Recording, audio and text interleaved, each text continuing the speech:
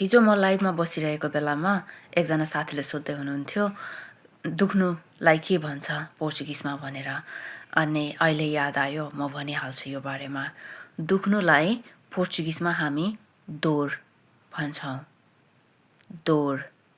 अनि दुख्यो भन्दा doi भन्छौँ। doi। तर शरीरको कुनै पार्ट दुखिरहेको छ भन्दाखेरि चाहिँ भर्ब परिवर्तन हुँदैन, किन भन्दा त्यसमा तेर भर्ब लाग्छ र तेर भर्ब चेन्ज हुन्छ यो अनुसार, त्यसैले हामीले dor भर्बलाई चाहिँ चेन्ज गर्दैनौँ। जस्तै eu tenho uma dor na perna। eu tenho uma dor na perna अथवा tenho uma dor na perna। मेरो खुट्टा दुखिरहेको छ भनेको।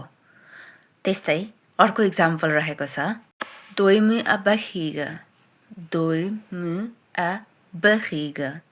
barriga भनेको चाहिँ पेट, dói भनेको चाहिँ दुख्यो भनेको, dói-me a barriga। dói-me a barriga। यो dor लगाउनुको सट्टा dói-me किन भयो होला भन्दाखेरि प्रनाउन भर्बको पछाडि आएको छ, त्यसमा चाहिँ हामी बीचमा हाइफन लगाएर भर्ब र प्रनाउनलाई जोडेर लेख्ने गर्दछौँ, त्यसैले गर्दाखेरि dói-me हुन्छ।